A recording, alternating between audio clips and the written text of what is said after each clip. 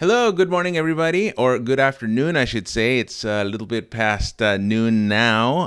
Today is Monday, April 6th, and I kind of have to look at my phone for the date just because I haven't been out of my house in a while, only for the grocery store. But we're not really going to be talking about COVID-19 and getting you all the latest numbers, latest updates. I want to let the pros do that. So if you have any interest in finding out more information about COVID-19, just go to these two websites here, cdc.gov and then who.int. The World Health Organization. They have tons of great resources. If you're symptomatic, if you're um, worried about contracting the virus, if you want to do what you can to stay as safe as possible, they have all these great resources at hand. So visit those two websites. You can also follow your local media and the local health officials and local leaders. They today, like any other day, is another day of press conferences all day long. So you'll get all the latest updates there as well. So my guest today, I just want to catch up with a dear old friend of mine from my Santa Barbara days, is Danny Max, who is an actor and also a former news anchor in Santa Barbara. Danny, can you hear me, and how are you? Loud and clear, Oscar. How are you? Good morning Good morning. or good Uh, afternoon. Good yeah, afternoon, I should say, exactly. right? Yeah. I really just woke up maybe like a couple hours ago. Yeah, I So to know. me, it's still Time is morning. a bit meaningless now, right? For Yeah, everybody. exactly. Is it morning? Is it afternoon? Right. Exactly. But how are you doing? How are you holding up through all this? We're holding up fine, you know. We're holding up as well as anybody else could be right now, you know, staying busy, um, trying to really limit how often we go out. You know, when we do go to the grocery store, we really stock up, so we'll be good for 2 weeks, and trying to get into some natural rhythms that we would have if we were going out, going to work. um, I think getting outside to take a walk has been really big and really therapeutic, just and as you probably know this too, um, working overnight for so long, which I did working in news, I feel I was a little trained for this in terms of the day to day. And because I realize it gets harder to sleep now, I think a lot of people are stressed out by what's going on. And so I find just getting outside, getting some sun, making sure you're resetting your circadian rhythms. I think that's been really key in just trying to have a normal daily routine. Yeah, exactly. And are you working from home currently, or a little on Well, hiatus? a little bit on hiatus because I'm Hmm. I'm an actor, and so everything has really dried up. There are still auditions, so yeah, I am still working from home. And industry wide, we've seen over the last couple of years, self tapes become more and more popular as a means to audition. So basically, auditioning from home with your taping from your iPhone.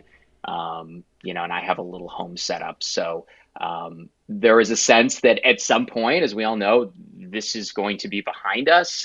And so hopefully, um, in the entertainment industry, everything comes back full force and we're ready to hit the ground running. So I'm noticing like kind of industry wide production companies, studios, they're still seeing actors, they're still auditioning, they're still holding meetings, holding sessions, but it's just all remote, just preparing for when production can resume again. Because as you know, production throughout the state has been stopped because of the virus. So. Yeah, exactly. Well, and because movie theaters are closed, you can't go to them now. All the movies that were in theaters were about to come out in theaters. Especially the ones that actually did make it on theaters before they were shut down. I think they were probably only in theaters for about 2 weeks, and then that was it. So that's why I've seen Right. so many movies being released on the streaming platforms, which I mean it's awesome. But I can just imagine all the money that the industry is losing because of what's happening. But I'm happy to hear that that they're still conducting, like these online auditions, if you will. Because you're right. The moment this lockdown is over, then that's when you got to get to work, and it's good to just be prepared, just to start from day one and bam, just go and hit the ground running. But I'm loving the videos that you're doing too on your Instagram account. Is that Oh, thanks. Yeah. yeah? Is that what you've been spending most of your time on these days? No, those are just sort of one-offs for fun. I get bored, and I think it's important to keep moving. I think if you're an artist or you're a writer or anything, you have to keep feeding it.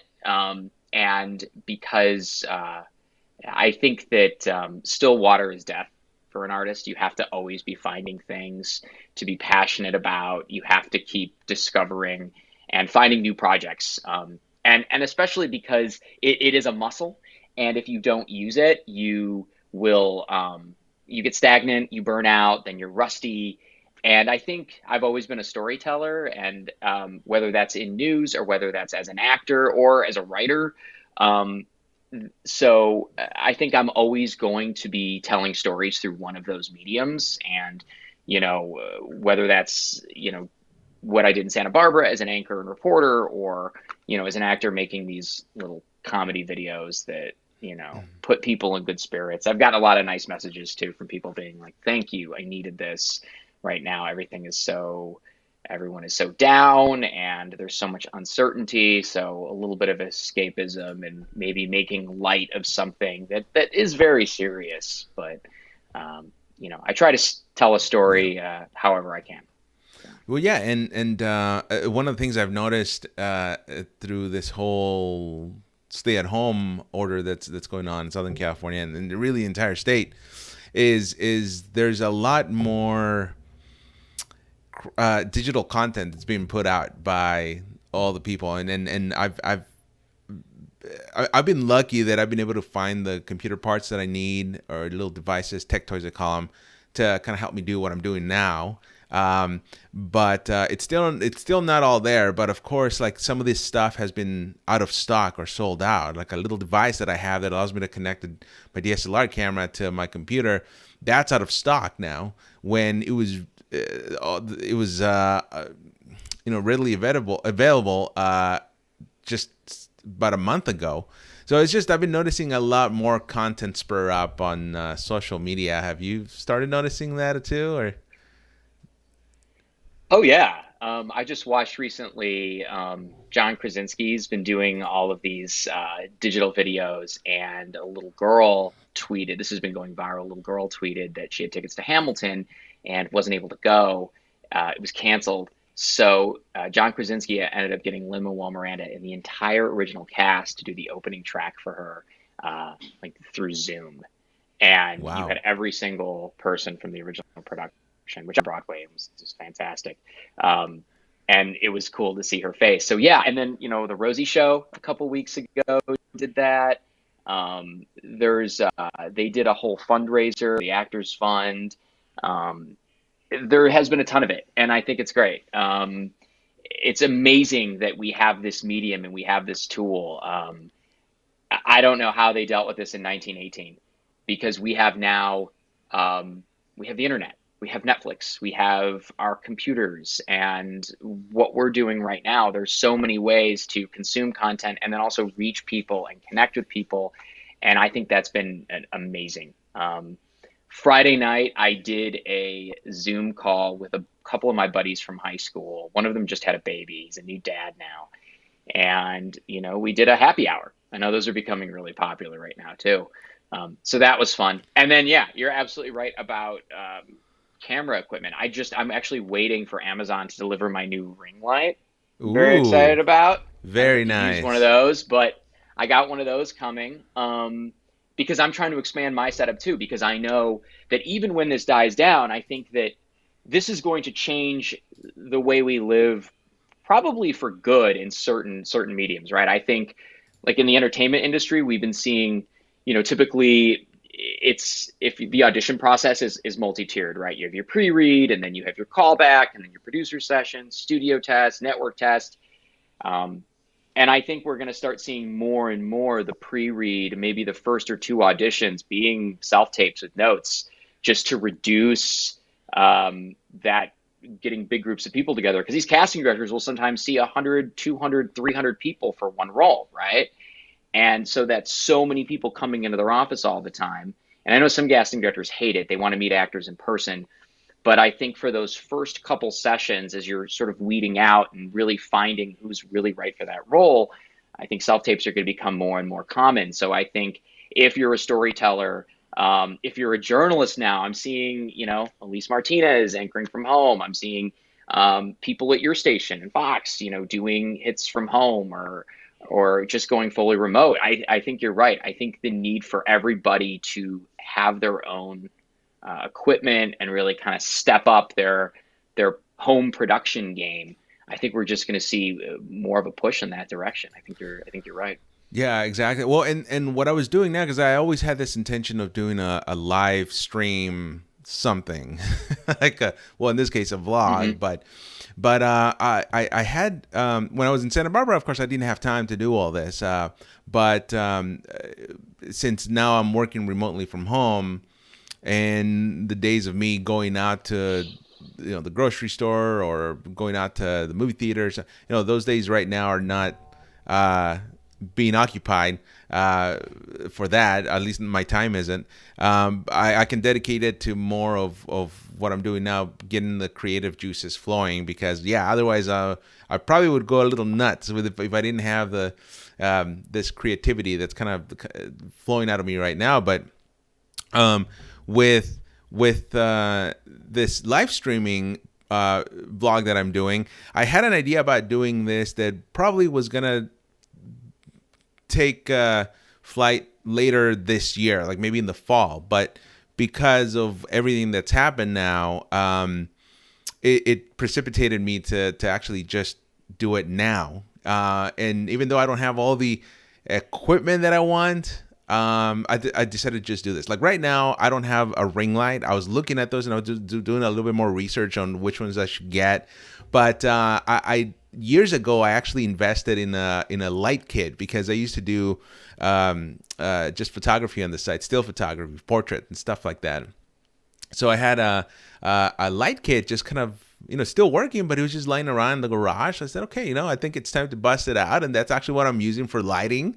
And my walls are white, so that's even better. Just bounce the lights around the room, and you kind of have to do what you want to do with what you have. I would say. But do you have any tips for kind of how to up your game, so to speak, when creating digital content from home? I think you're actually, I would ask you that advice because I think you're lit a lot better than me right now. And yeah, I know before you were a digital content director and you were a photographer and editor at KYT. So if anyone has, I think is probably an expert in that, I would say it's probably you. Um, and I think but yeah, I think, you're right. You got to make sense with what you have. And what do they say? Like necessity is the mother of creativity. I Yeah. think the important thing is just to start making content instead of waiting for the right opportunity or, playing some kind of waiting game for the perfect thing. I think you just got to start putting stuff out there. For me, making my own content is something I'm fairly new to. It's something I really started doing a lot once I left news, once I left KUIT in August. So it's still kind of a fairly new thing for me too, but it's just I'm getting faster at it. I'm getting more confident doing it. I think it's a lot of fun. Even if it's just for like my friends or something, and I'm think who's going to see this, but um, and speaking of working from home, which you're doing, do you feel, especially in your line of work, that are you finding, wow, I could have always been doing this from home? Do you find that there's certain hurdles you're dealing with that you wouldn't have had to deal with going in? Like for you, how is it? Because so much of it, you know, web articles, running the website. How much of it is something that are you missing going into the office? How is it for you? I love it. I feel more Yeah. productive and I'm thriving in this environment because I think what I do was really actually all the stuff that I've even as a news photographer, I felt that I never really need to go into the office. I could always do everything remotely because of the technology that does exist now. And so I would always love, even Santa Barbara, I would always love to work remotely. The first chance I would get to work remotely, I always took it. And even now working remotely, although I do have to say in Santa Barbara when I did work remotely, it was maybe I mean it was once in a full moon really. And if I did, maybe it was for about a week, and then after that I would go back to the office, and it's because it was required. I mean, there's all this traditional work environments that I think it's the old school way of thinking. I think these bigger companies are still trying to um, find a way to work remotely. But you look at these startup companies nowadays. You look at like the smaller businesses that are especially like tech companies. They all have the ability to work remotely, no problem.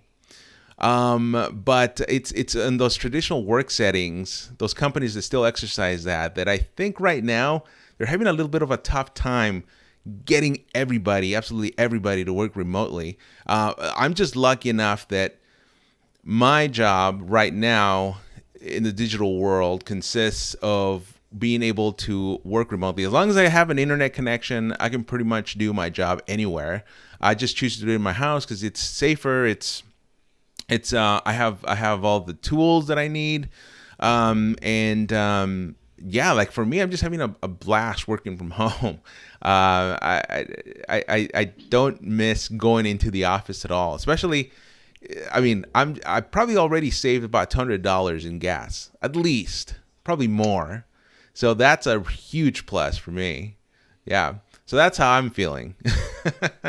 It's interesting to see too, Yeah. they're talking about how the air is cleaning up and how I think in Italy were they saying in these channels in Venice or something, the water was a lot more clear because people are staying Yeah. home. And so yeah, Yeah. it's interesting. It is weird being in Los Angeles right now though, when you look at that 405 and how there's no traffic at all, and how we actually went for a drive recently, and I could not believe how small this city is geographically, because you don't think of LA in terms of miles, you think in terms of what time of day is it, and is it rush hour, and how much traffic am I going to be sitting in? Yeah, exactly. From where I live to, because I'm in the valley, but the valley is so close together. We're talking about like maybe between communities, between neighborhoods, it's a couple miles. And normally, I would say, okay, let's plan for at least 30 minutes to get from point A to point B. Now, if it's a clear way across town, of course, then we're thinking up to about an hour usually. Right. But that's I mean even to work that's about normally about 25 to 30 minutes. And that's because I go against traffic. My shift starts against traffic, but I've had colleagues that take up to about 2 hours to get only 15 miles. I think it is 12 to 15 miles of a difference. And yeah, it's ridiculous. And I was so spoiled. I think we were so spoiled in Santa Barbara because even though traffic there is getting bad now, yeah, we would be able to go from wherever we lived to Santa Barbara and kind of like roam around the area, be able to get downtown and to the station within a few minutes. But I know that you commuted a lot I had a more. long one. I Yeah. actually thinking about too bad the virus didn't hit a little while ago when I was still working up there and commuting from Encino to Santa Barbara every morning, because I could have put a green screen behind me, and boom, I'm ready to do a KCOI show in the morning. I mean, that would have been and saving on that drive. but I think it's cool how the news has adapted to it, and just seeing how you guys have all are all still getting the stories out there, getting the information, really providing an essential service right now, and how quickly you were able to adapt to that. I'm sure behind the scenes it's been a mess, right?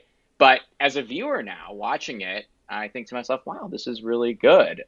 Whether it's the show that your colleague Alex Michelson's doing with Dr. Drew and Dr. Oz at Hmm. night, or any of these local newscasts. So yeah, I mean, thank you for everything you're doing right now, Oh. and keeping us all informed. Well, thank you for saying that. Yeah, I'm. There's some challenges working remotely, obviously, but those challenges can be easily overcome by using a VPN. And this is what I mean, like traditional companies that are in that traditional mindsetting of having you show up at the office to work. Hmm. They're still seeing some trouble, or having some trouble getting everybody access to everything, and it's due to security reasons too, and yeah, it's just. But I think in the long run, if you have VPN access, I'd be able to do everything I need to remotely. I remember in Santa Barbara, we had a virtual panel that I could remotely log into my work computer and then activate a live stream. And here we're doing things a little different, but I think some of the challenges do exist there. Some of the limitations that could be lifted with a VPN connection, but as of right now, um, yeah, these limitations, I have to depend on somebody. Sometimes I have to call somebody at the station if I need something specific that I can't generally do. But for the most part, I would say like maybe 98% of the things that I have to do, I can do remotely just fine. Uh, and Yeah, that's a good feeling when you can do that, when you know that you're not limited tremendously by all the technical challenges. The only thing really, like I said, it's the internet. So I actually did have to upgrade my internet speed, because if I was going to be doing these live streams, I Mm, needed a major upload speed or upload internet speed upgrade. So that's actually what I ended up doing, and it's working so far. I like it, but in my mind, I'm always thinking like, oh man, like what if the internet goes down or something happens? There's like some blackout or something, and I because know, right? yeah, yeah, especially with all everything that's going on right now, and you can't really have a large group of. I mean, I don't know how the internet service providers do this. I don't know if they have a group of technicians gathering trying to fix the problem, or if it's just like one or two. But yeah, I'm always thinking like, what if the internet does go down? There's a blackout. Like, what are we gonna do? Especially now that a lot more people are working remotely and using a lot more of that internet bandwidth. I'm always thinking about that. Little Yeah, worried. that's crossed my mind too, just Yeah. how reliant we are on it now. I mean, even just I've been trying to support my local businesses, and I live in the valley too. And as you know, there are so many great mom and pop restaurants right now that are hurting a lot. So we try to get takeout, and I'll use like DoorDash, you know. Yeah. And I think if the internet went down, um, we're just going to be watching. I'll be having Danny's going to have to break into his old DVD collection, I guess, for entertainment. We'll be What is a watching DVD? Twister, and I know, right? I still have a DVD player. I actually have a Blu-ray player too, but yeah, I would be having to watch some, uh, Yeah. save your DVDs, I guess, because you never know. When the internet might go out. Right now, we need to Yeah. occupy ourselves. I think that's the other thing too, is just having projects, having things to look forward to, because we don't even know when we're going to be able to travel. We don't know when we're going to be able to get together in groups. So I think just having things to occupy um, our minds right now is really good. I've been reading a couple great books right now. I'm reading I Thought It Was Just Me by Brene Brown. Big fan of Whoa. her. And then I Uh-huh. also started reading Emotional Intelligence by Daniel Coleman, which is really good. I've been reading some self-help books. And this is a really good one because it says why it can matter more than IQ, why your emotional intelligence can matter more than your IQ. So Mm. just like a couple things to keep my mind stimulated. And we've been talking about the internet. We've been talking about screens and being on our computer all day or watching things, I'm noticing this my screen time usage has been like through the roof. So my fiance and I have started a new thing where we're getting off our screens at 9 p.m. No more screens. Um, because we realize we're getting headaches, we're not sleeping well from all the blue light, and we've noticed just like reading at night and not having that constant screen stimulation has been really really helpful too. I notice you can't do that because I know you work a little later. I think you Yeah. were on kind of a later shift, but I notice unplugging a couple hours before bed and just being, hey, we're done. My phone will be on if there's an emergency, but I'm not going to be, scrolling through Instagram, scrolling through Twitter, scrolling through Facebook and stuff, and just having to, at a certain point, just, you know, put it down. And that's been a big exercise, and that's taken some willpower too, I must say. It gets Ah. addicting. Yeah, what I'm doing is I'm lucky enough that I have a home studio, home office that is all within one room. So once I leave this room, I know that I can leave all this behind, and then I try to limit my screen time on my phone. So usually, what I do is right after work. I mean, I start my day early or try to, and then get projects out of the way that involve a computer, and then after work, I just leave this room, or during a break, if I need to stand up and walk around, I leave the room, and by doing that, I think mentally, at least for me, or psychologically, it creates a distance, a barrier there, that okay, this room is work only. Once I leave the room, it's a little bit more fun and play, and I don't have to worry about it. So, but I know a ton of people out there too don't have, the luxury of having these wall separations for their home office. I've seen pictures and video out there of folks having their work laptop on a little desk in the kitchen living room area.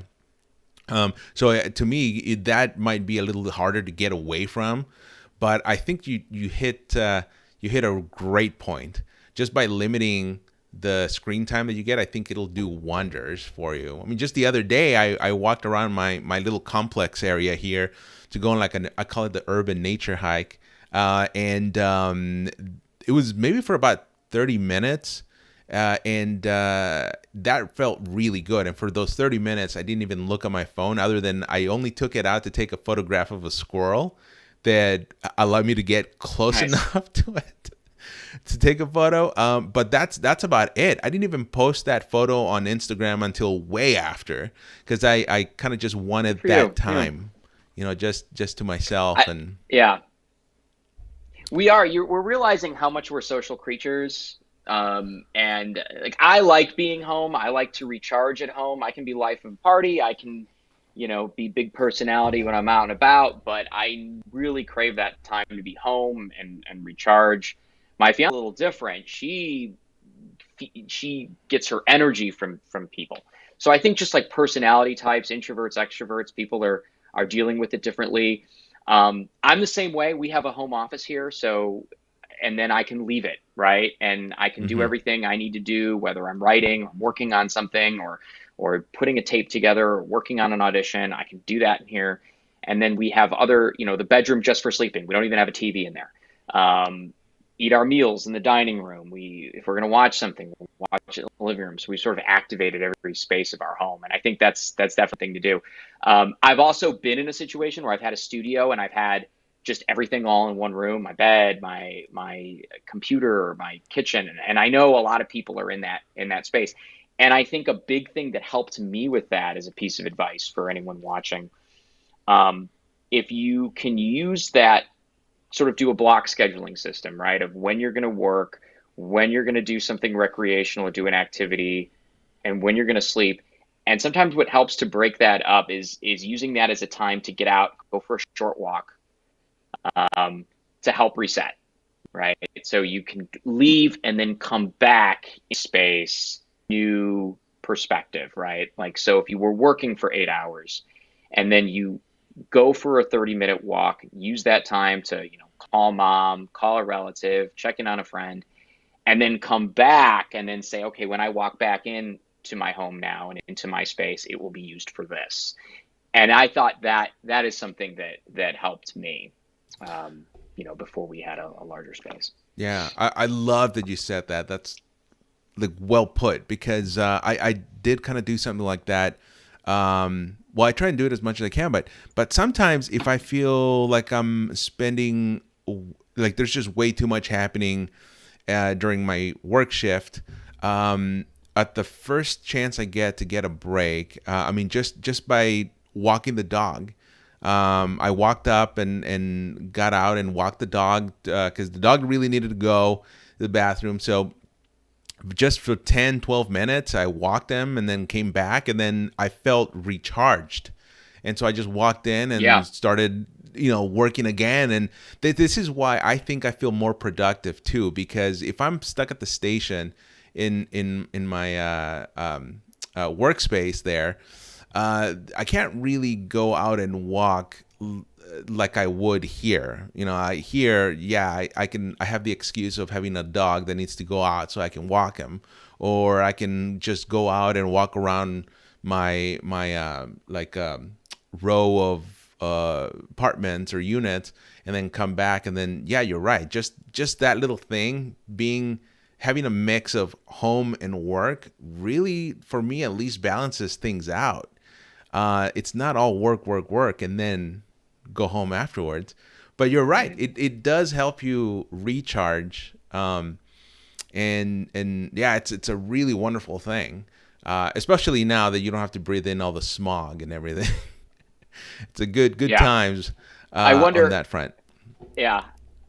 Yeah. And by the way, I want to say too, um, you really broke the story. What was it? I think a month ago or something, when my 911 Lone Star episode aired. I Yes, didn't know yes. when it was airing because I shot that in November.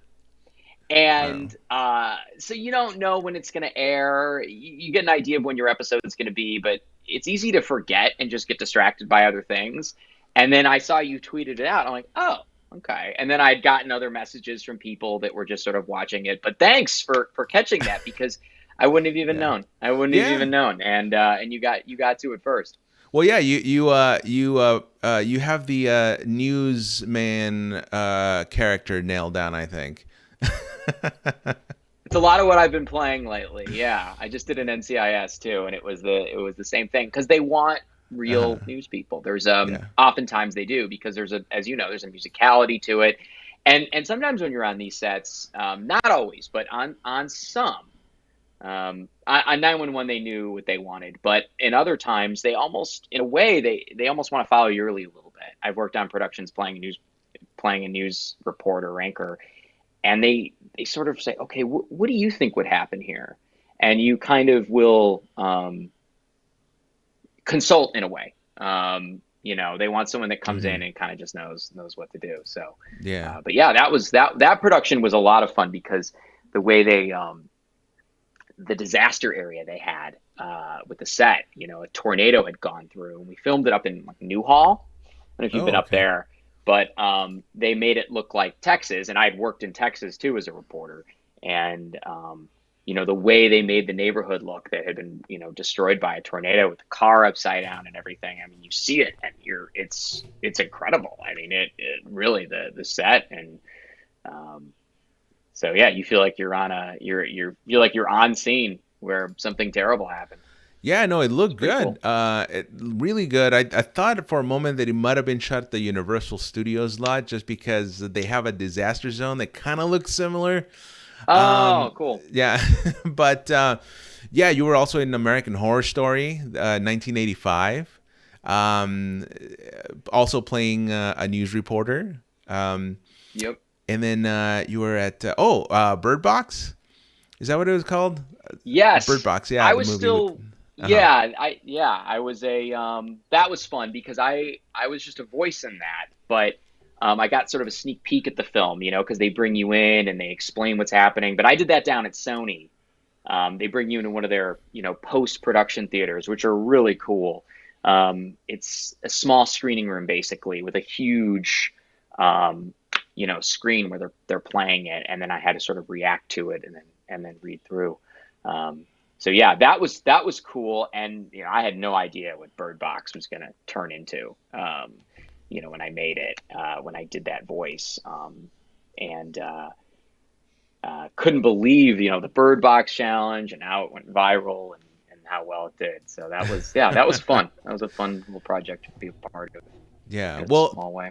thank you for keeping us entertained with your social media, all of your guest appearances on these famous shows. Um, Yeah. Before we wrap this up, I want to know a couple things, but mainly, is there anything on these streaming devices that or streaming services that you've kind of been looking at recently that you've gotten hooked on that maybe you'd like to recommend to people? Tiger King. Uh, Tiger King, of course. Who isn't watching that? I mean, that Yeah. is what a gift right now to distract us all. There's a new episode coming out apparently too, right? I gotta watch that. Yeah, I heard that. Yeah. Tiger King, Ozark season 3. If people aren't watching Ozark, it's outstanding. I just finished, or I'm in the middle of Little Fires Everywhere too on Hulu, with Kerry Washington and Reese Witherspoon. And Reese Witherspoon's just outstanding. Between that, she obviously Big Little Lies, and then she just did the morning show on Apple TV, Mm. which I binged over the holidays, and that was great. She was great in that too. So, yeah, Little Fires Everywhere. There is so much great content out there right now. Yeah. And there's no shortage of things to be watching right now. Yeah, good point. Because I've seen some memes floating around of people saying, "Oh, I've binge watched everything Hulu has to offer," for example. But no, there's a lot of stuff out there, a lot. I don't know how one could possibly even if you spend 3 months or more, under quarantine. I don't know how you would get through all this content that's out there. But Danny, is there anything else you'd like to add before we wrap this up? Uh, no, I think that's it. Thank you for having me on, and I hope you and Claire are being safe. And when things settle down, I'd love to get together with you guys, and I'm sure Lori would too. Exactly. Right now, I've been watching the shows that have scenes of large gatherings or people saying lines that involve traveling, and in my mind, I'm thinking, no, you can't do that. No, social distancing. No, no. Um, so it's creating this little psychological mind game too, where you're applying what you're living now to what you're seeing on screen because there's a disconnect there in a way. Yeah, Uh, like I but remember those days when we could get together. yeah, exactly. Right, back in the Um, day. exactly. Well, Danny, thank you for just being on this vlog in today and just catching up a little bit, at least through this technology we have now. But stick around a few minutes, and we'll talk a little bit more after this. All right, thanks, Oscar. All right. And thank you for everybody watching this. I really do appreciate your support and I appreciate you watching this. I love your feedback. And if you do want to follow me on social media, you can follow me on Instagram and Twitter. My Instagram handle, Flores News, and my Twitter is Flores. I usually post a lot of content there, a lot more now than in the past. But also, if you are looking for more information on COVID-19 coronavirus, go to cdc.gov and who.int, the World Health Organization. Tons of great resources and content for everybody. And of course, follow your local media sources and your local health officials. And I really do want to encourage everybody to follow the orders of the health professionals. There's going to be a lot more updates coming on this week. We're just starting Monday, kicking off the week, and every day there's press conferences. So again, this is why it's important to follow your local media sources. They always broadcast these press conferences, and there's several big ones every day that provide all the updates of what's happening now, and if they have new directives from health professionals, they'll also have it there. So again, thank you for watching, and until next time, stay safe, stay healthy, and get some fresh air.